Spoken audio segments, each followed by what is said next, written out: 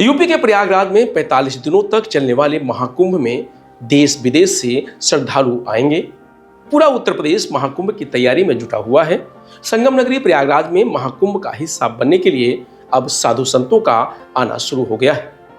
आप जब कुंभ आएंगे तो तरह तरह के बाबा आपको दिखेंगे।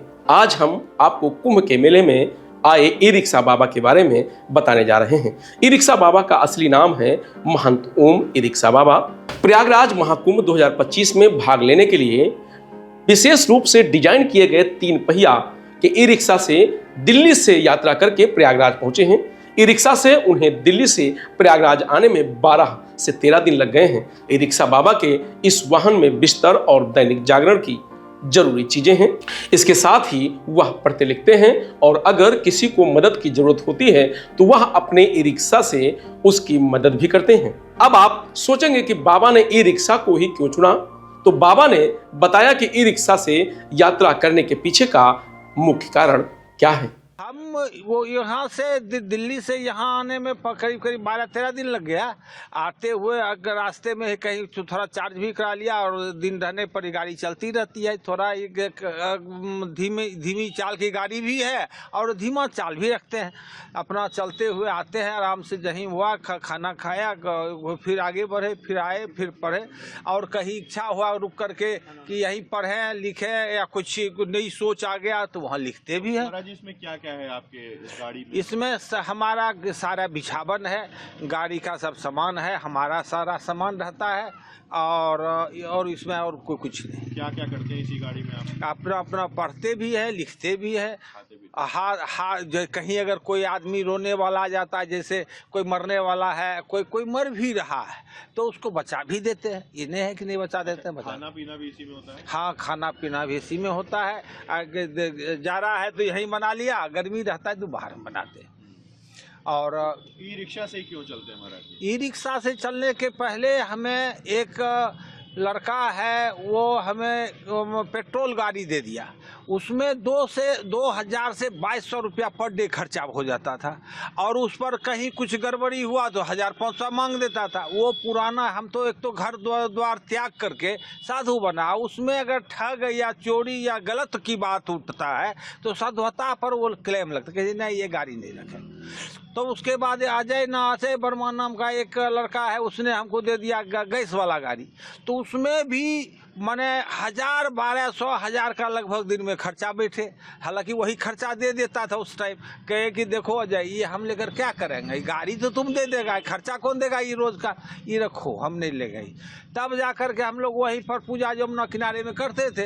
एकाएक वहाँ से लखनऊ से वो फोन आया कि आपके लिए ई रिक्शा रखे हैं, लीजिएगा कि जहाँ लाओ तब तो अच्छा होगा। वहीं गए, वही बना दिया। किसी ने प्लेट दान किया, किसी ने कुछ दान किया और ई रिक्शा ये करके हम लोग करिए। हाँ, ये ठीक है, लेकिन इसमें क्या है, इसका 3 फीट चौड़ाई है। सोते कैसे हैं महाराज जी? इसमें भीतर लंबा है, हम जितना चाहिए हमें 6 फीट के लगभग हैं, तो इसमें 1 फीट बच ही जाता है। कोई सोने में एक आदमी कोई प्रॉब्लम नहीं है, 2 आदमी का जगह नहीं है।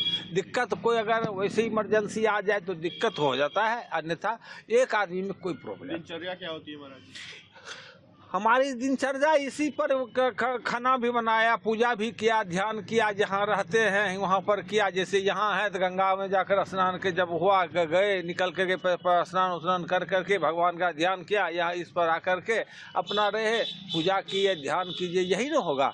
हवन इस पर नहीं होता है, क्योंकि हवन के लिए आग जलना होता है, उससे लकड़ी की आवश्यकता है। इसको तब तक हम पोस्टपोन रखते हैं जब तक गाड़ी में रहते हैं। अच्छा महाराज जी, आकर्षण का केंद्र है ये गाड़ी, कई चीजें लगी, क्या क्या लगा है इसमें? सौर ऊर्जा लगा हुआ है, वो बाजार लगी हुई है और भीतर में अथी पंखा लगी हुई है, मच्छरदानी लगी रहती है। जो जैसा जब परिस्थिति है ऐसा काम। भजन से कोई संदेश भी देते हैं महाराज? भजन से संदेश ये देते हैं कि देखो वह जनता को राम राज्य है क्या, मानव में दुख का कारण क्या है और कैसे मिट सकता है, इसी को मोटा मोटी दिखाते हैं। और और उसको ये एहसास कराते हैं। ये जाति तो कहीं जाति का आता है, जाति तो पुकारू नाम है। जैसे मान लीजिए कोई पुलिस है, उसको हम कह दें कि दूसरा नाम से पुकारें तो नहीं सुनेगा। वकील है तो हम कहें वकील साहब तो सुन लेगा। हम उसको पुलिस दी आइए तो नहीं सुनेगा। पुलिस को कहेंगे वकील साहब सुनिए तो नहीं सुनेगा। चाय वाले को कहेंगे चाय वाला तो सुन लेगा। पान वाले को पर तो पुकारू नाम है।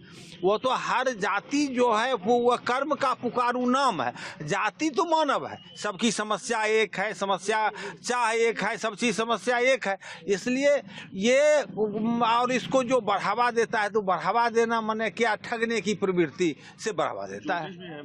हाँ, ज्योतिष भी देखा है। जब मैंने पहले कुरान को पढ़ा, कुरान से मैंने कुरान पढ़ा तो उसमें मैंने समझा मैं सनातन में जन्म लिया। यह बहुत बड़ा खुशी मैंने अनुभव किया कि सनातन क्या चीज़ है, कितनी बड़ी आज़ादी है। और वो उसी में जाकर ज्योतिष का विरोध था, किसको छोड़ो, जो अल्लाह करेगा वो होगा, उसको मत देखो।